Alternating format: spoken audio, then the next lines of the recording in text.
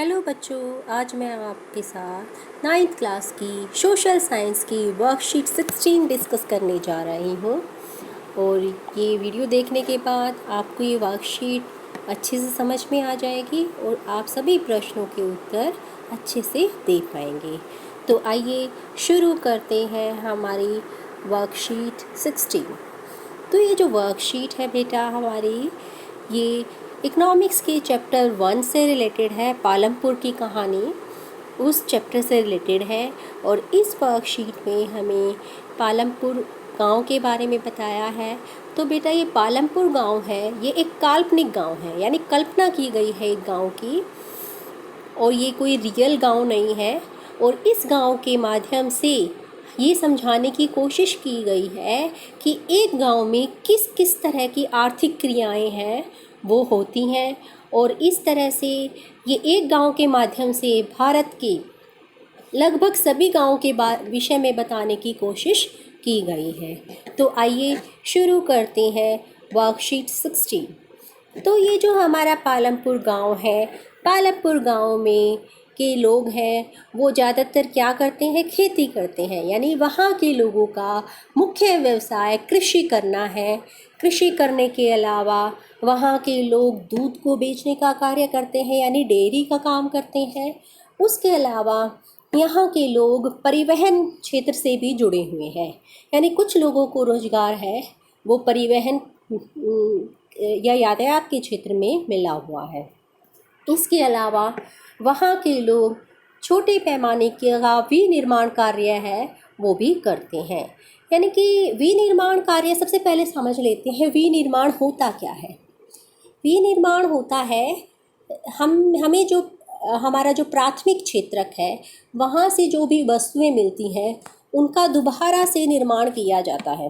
यानी प्राथमिक क्षेत्र से प्राप्त वस्तुओं का दोबारा से निर्माण होता है और उनको अधिक मूल्यवान वस्तुओं में परिवर्तित कर दिया जाता है, उसको बोलते विनिर्माण। यानी कि जैसे कि प्राथमिक क्षेत्र से हमें गन्ना प्राप्त हुआ, गन्ने से गुड़ बनाने का काम या चीनी बनाने का काम क्या कहलाता है, विनिर्माण कहलाता है। तो इस तरह से छोटे मोटे जो विनिर्माण के कार्य भी पालमपुर गांव में होते हैं, जैसे गुड़ बनाना, चीनी बनाना, टोकरी बनाना, मिट्टी के बर्तन बनाना, ये सब कार्य भी पालमपुर गांव में होते हैं।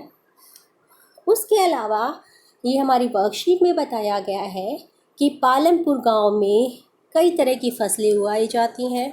और ये जो पालमपुर गांव है, अगर हम ध्यान से देखें तो ये हमारा जो पश्चिमी उत्तर प्रदेश का कोई गांव है उसके जैसा ये हमें दिखाई देता है। वहाँ पर भी वो सारी सुविधाएं उपलब्ध हैं जो कि हमारे पश्चिमी उत्तर प्रदेश के गाँव में उपलब्ध हैं। वो सारी सुविधाएं पालमपुर गांव में उपलब्ध हैं। उसके बाद ये जो पालमपुर गांव है वो हमारा जो आसपास के गाँव से और शहरों से अच्छे से जुड़ा हुआ है। और इसके पास में ही, पालमपुर गांव के पास में ही एक बड़ा गांव है जिसका नाम रायगंज है। क्या नाम है? रायगंज है। और ये पालमपुर गांव से 3 किलोमीटर की दूरी पर स्थित है। पालमपुर गांव के पास में ही एक कस्बा है। कस्बा होता है बेटा, ना तो वो कस्बा मतलब होता है ना तो वो शहर होता है पूरी तरह से और ना ही गांव होता है। यानी शहर और गांव के बीच का जो होता है वो कस्बा होता है। तो पालमपुर गांव के पास ही एक कस्बा है, उस कस्बे का नाम क्या है? शाहपुर है। और ये जो कस्बा है वो एक सड़क के द्वारा पालमपुर गांव से जुड़ा हुआ है। पालमपुर गांव में लगभग 450 परिवार रहते हैं। और ये 450 परिवार है, इसमें अलग अलग जातियों के लोग रहते हैं।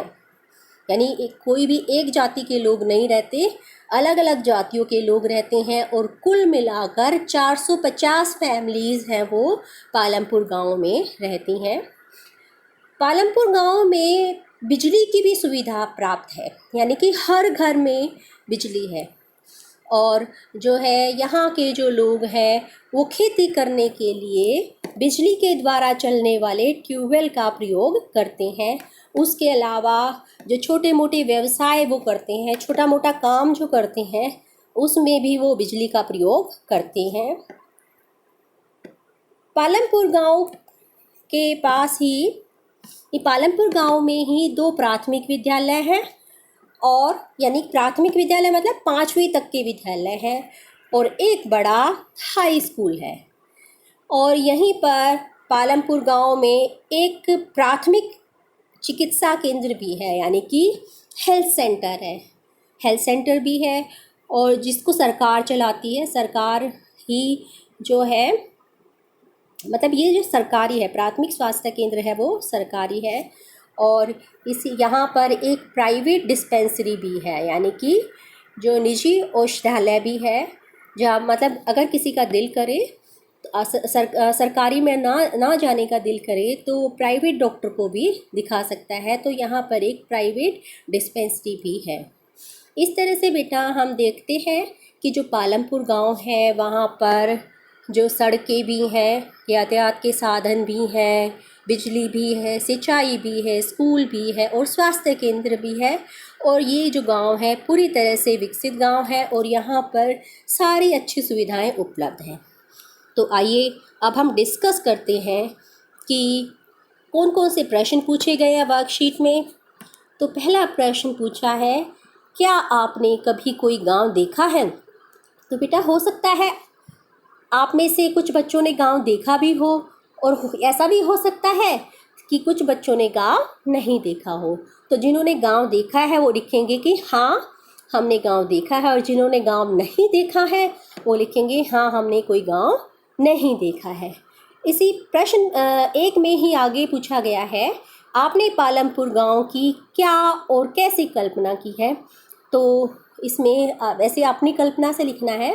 तो अगर जैसे अभी हमने सारा वर्कशीट में पढ़ा कि जो पालमपुर गांव है वहाँ सारी सुविधाएं उपलब्ध हैं, स्कूल भी है, प्राइमरी स्कूल भी है, हाई स्कूल भी है, चिकित्सा केंद्र भी है, और पक्की सड़कों से ये दूसरे गांव और कस्बों से जुड़ा हुआ है, और यहाँ पर बिजली, सारे घरों में बिजली उपलब्ध है, ट्यूबवेल भी बिजली से चलते हैं, और जो है विनिर्माण क्रियाएं भी होती हैं। तो इस तरह से जो ये जो गांव है वो यहाँ पर सारी सुविधाएं अच्छे से उपलब्ध हैं। दूसरा प्रश्न पूछा है, पालमपुर और भारत के लगभग सभी गांवों में आज भी कृषि ही मुख्य व्यवसाय है, इसके क्या कारण हो सकते हैं? तो इसके उत्तर में आप लिखेंगे बेटा कि जो है आज भी भारत में के जो है 65% के करीब लोग हैं वो कृषि कार्यों में लगे हुए हैं। इसके 3 मेन कारण हैं। पहला कारण कि भी कृषि से लोगों को अन्न भंडार की प्राप्ति होती है, यानी उनके खाने पीने की आवश्यकताओं की पूर्ति होती है। दूसरा कारण है कि कृषि से लोगों को रोजगार उपलब्ध होता है, आय की प्राप्ति होती है। और तीसरा कारण ये है क्योंकि भारत अभी भी पूर्णतः विकसित नहीं हुआ है, भारत एक विकासशील देश है, तो भारत में द्वितीयक क्रियाएं और तृतीयक क्रियाओं का इतना ज़्यादा विकास नहीं हुआ कि सभी लोगों को रोजगार उपलब्ध हो सके। इसलिए आज भी भारत में अधिकतर लोग कृषि कार्य में लगे हुए हैं, उनका मुख्य व्यवसाय कृषि है। तीसरा प्रश्न देखते हैं बेटा, पालमपुर गांव में रहना आपके द्वारा शहर में रहने से किस प्रकार अलग है? दोनों जगहों की सुविधाओं और समस्याओं का वर्णन कीजिए। तो इस प्रश्न के उत्तर में आप लिखेंगे कि भाई जो गांव में रहना है वो शहर से पूरी तरह से अलग है।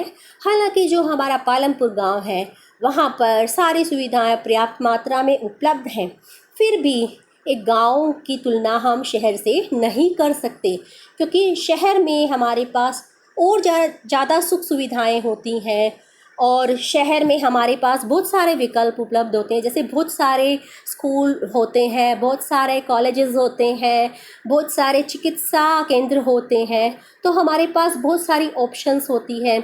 बिजली भी लंबे समय तक रहती है, रोड भी ज़्यादा अच्छे होते हैं। तो शहरों में जो रोड है वो गांव के कंपैरेटिवली ज़्यादा अच्छे होते हैं।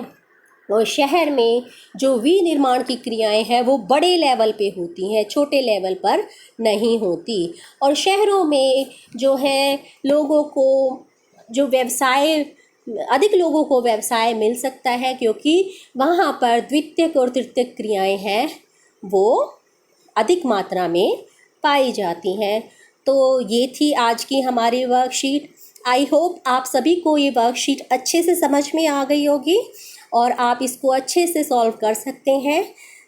थैंक यू बेटा। अगर आपको मेरी वीडियो पसंद आई हो तो please like, share and subscribe my channel.